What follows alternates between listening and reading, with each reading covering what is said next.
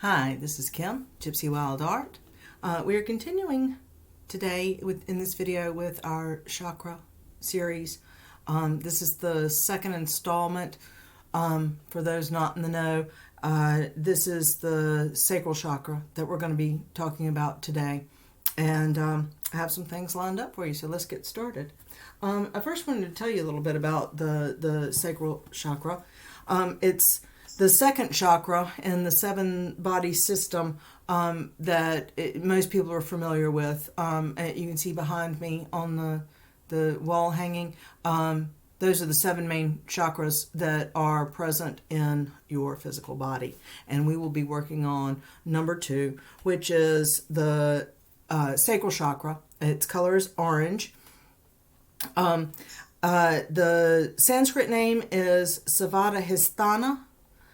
The meaning is inner dwelling place. Its location is below the navel, just like a couple inches below the navel. The sound is Vam. The color is orange, obviously. The symbol is a 6-petal lotus flower. It rules the reproductive organs, the ovaries, the testes, as well as sexuality, sensuality, mentoring, honoring and nourishing ourselves. And it's also your inner child, self-reflection, letting go, ancient wisdom, and joy of life. The element is water, and the qualities are fluidity, receptivity, creativity, and pleasure. I'm going to read you just a little bit from the Power of Chakras. The energy of the second chakra is concerned with change, with recreating form from formless. Our creativity, whether it is expressed artistically, academically, physically, or in the ultimate creative act, producing a child, is the energy of the second chakra. Second chakra energy is also the source of our sexuality. A free flow of energy through this chakra will be manifest as vitality and a passionate approach for life. We all want a little bit of that, don't we?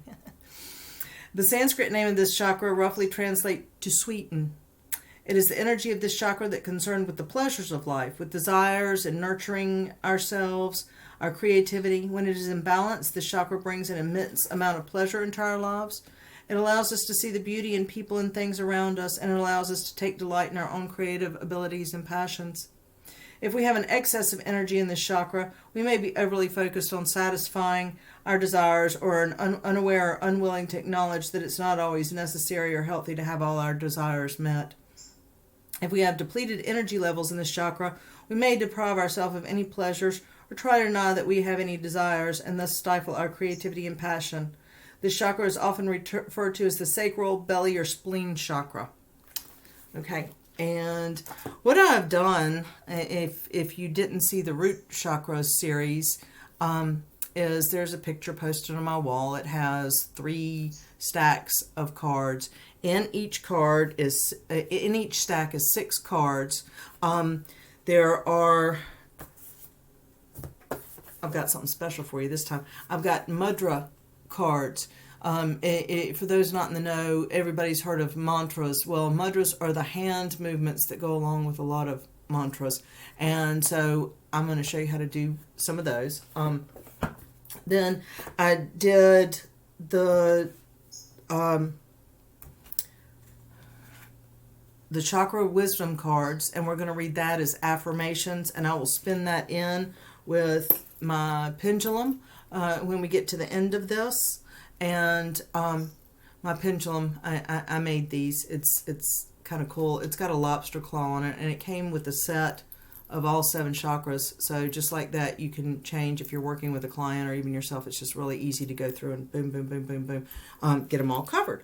So I will spin that in. If you would like to have that activation, all you have to do is say, I accept, and then you will get it.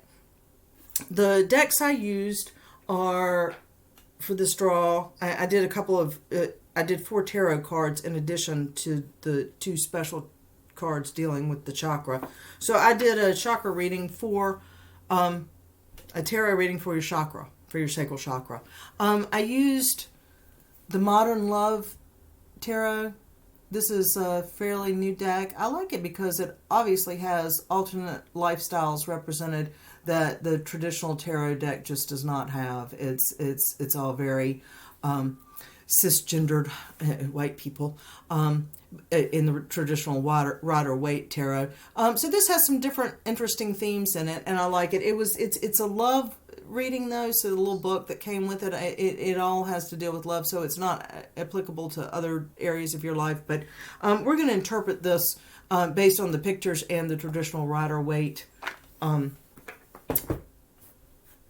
meanings. The second set I used is one of my favorite decks. It's Lightseer's Tarot. And I just really, this is my favorite deck. It's based on the Rider-Waite as well, but the imagery is different. So you get a slightly different effect. You can add to the traditional Rider-Waite meanings based on the pictures in the Lightseer's Tarot. Okay, so assuming that you saw my picture and are not just running across this video, you have chosen a pile for yourself. This is pile number 1, or stack number 1, for the sacral chakras. And all the cards that were pulled were different. So the other groups are going to get a different mudra. They're going to get a different sacral chakra card, and their tarot cards will be different as well. So I want to start by reading the well-being, and this I will read again at the end after we've gone through this and spin it in, but it kind of sets the tone for the rest of the reading, so I wanted to go ahead and read that for you. The second chakra, sacral chakra, and your card was well-being. I honor and respect my body by giving it what it deserves to thrive. I provide myself with the best of food, exercise, water, relaxation, therapeutic treatments, and thoughts. I only consume foods and liquids that were designed by nature to be in my body. I stimulate my body's energy flow with exercise. I take time to rest, as stillness and tranquility are vital to keep my mind and body rejuvenated. Okay, so we will spin those in with the pendulum at the end of this. And for right now, I'm going to turn you down and let you see the tarot cards, and I'm going to talk about them a little bit. So I pulled, and this is backwards. This is the way I pulled it. It's facing me, so I'll turn it all around in a minute. I pulled the 8 of Wands, and we'll start there. The 8 of Wands is all about fire and energy. This is a yes card. If you are thinking about starting a new project or doing something creative or planning a family, or in this case, because this is the sacral chakra and has to do with actual fertility, it maybe not so much for this stack as one of the other stacks, but still, it's on the table. So this is a yes card. This is telling you, yeah, this is a good time to do that. And I want you to look at all the water in this too. It is very calm. That means she has control of her emotions. If you're in an emotional upheaval right now, then maybe this is not a good time to move forward. But this card kind of says it is. She's ready to go. And particularly when pulled in conjunction with the next card coming up, it was the King of Cups. And if you see, there's a lot of water in this. A lot of water. He came in upside down, so you're seeing it the way it presented. But I'll turn him right side up so you can see him. Still a lot of water. And the King of Cups is very secure with his emotions. Water equals emotion in the tarot. And he is captain of his ship. He is happy. He is secure. He's on the water. He's having fun. He's enjoying himself.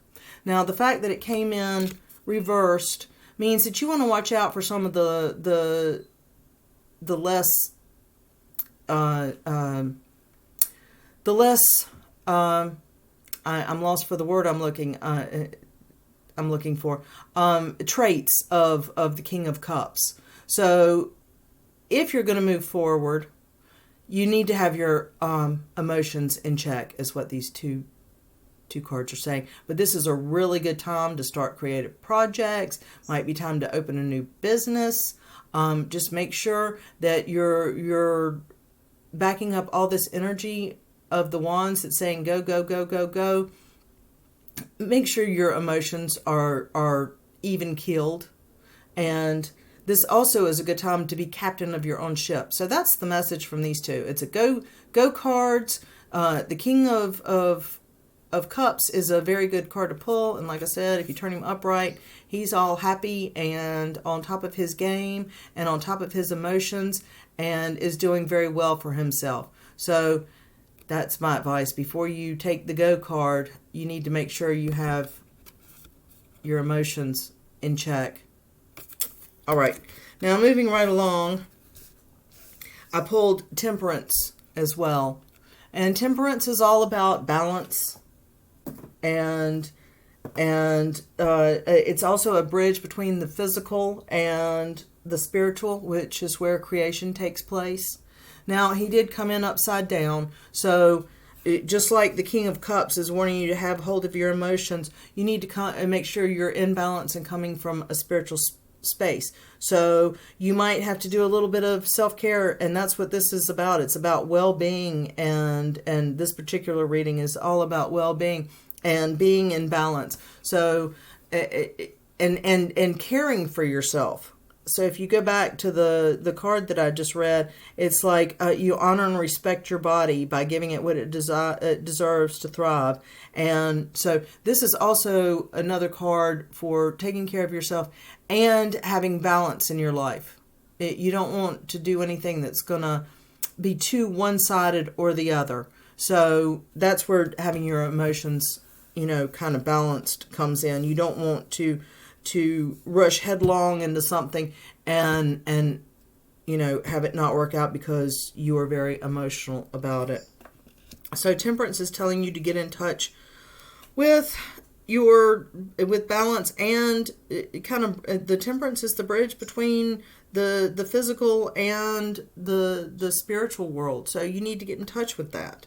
And also, and let's see, he came in upside down. So these are kind of, if they come in upside down, it's kind of a warning to check yourself before you rush headlong into anything, and make sure you got a good foundation to go from. And the Hierophant came in, and he was upside down as well.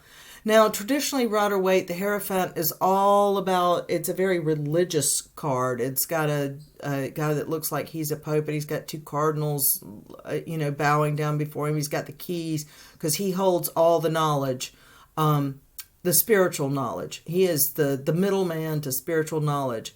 Well, this is why I like the Lightseers card so much for the Hierophant, because it's a totally different meaning.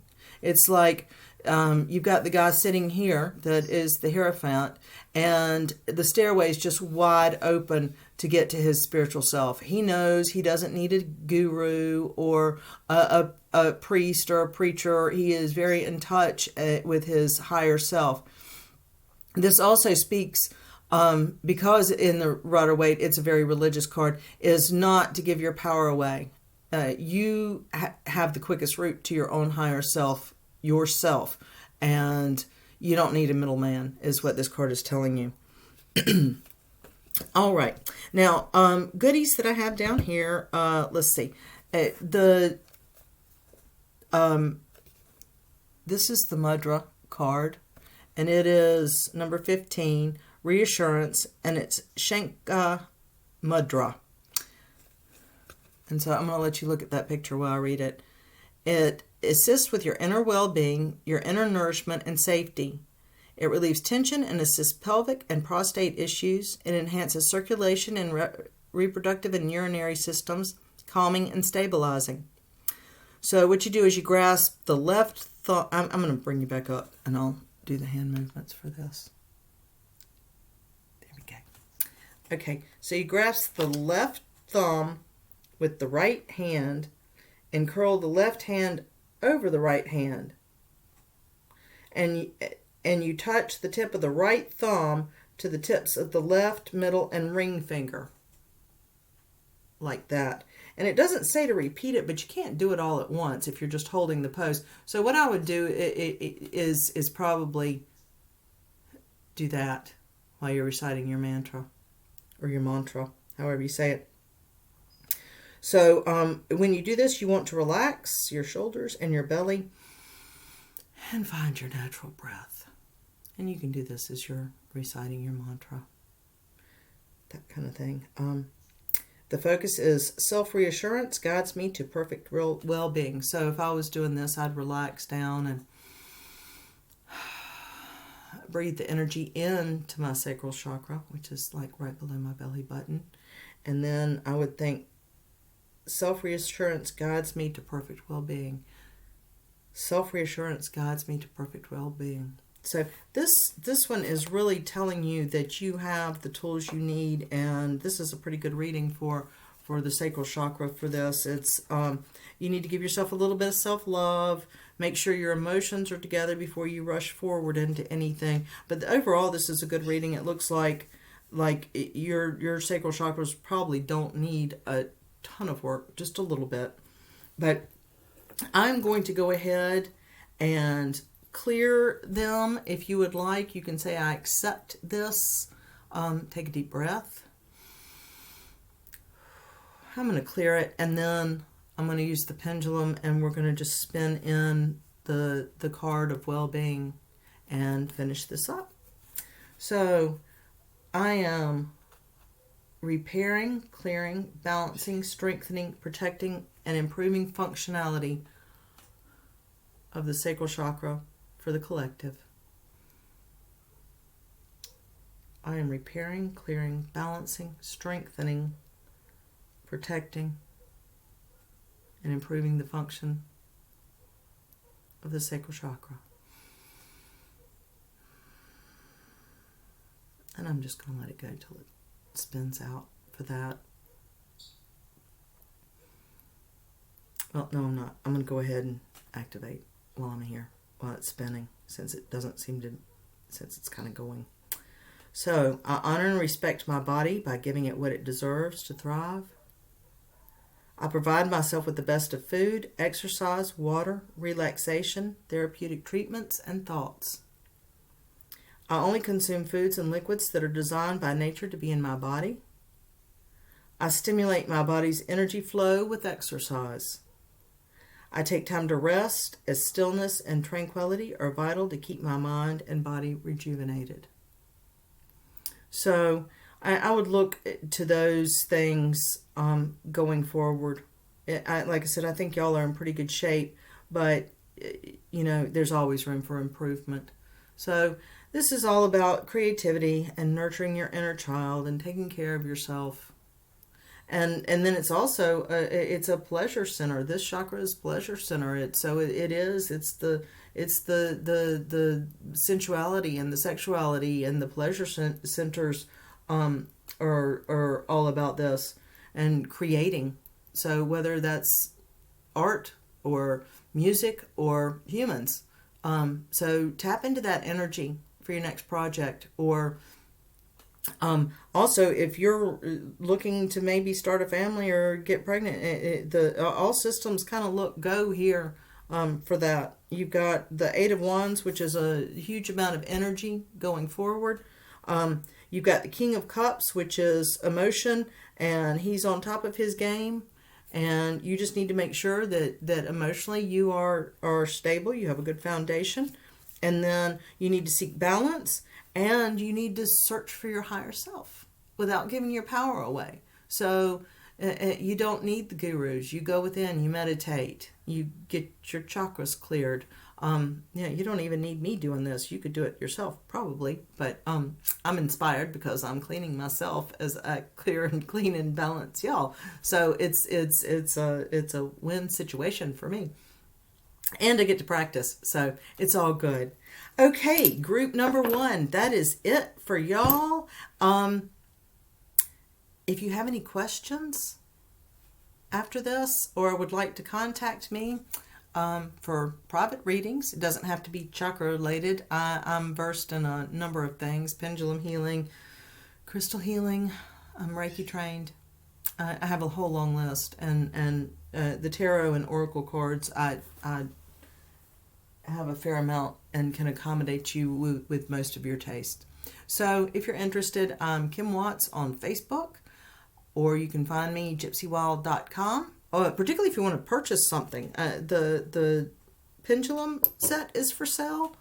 And also I have like chakra dishes. These are bitty bowls. I just pulled the orange ones, the Sacral Chakra, but they come in a set of 7, so you get all of them. And they're great for putting stones in, or the colors. And, you know, you wouldn't get both of these. You'd get a set that either looked like that or like that.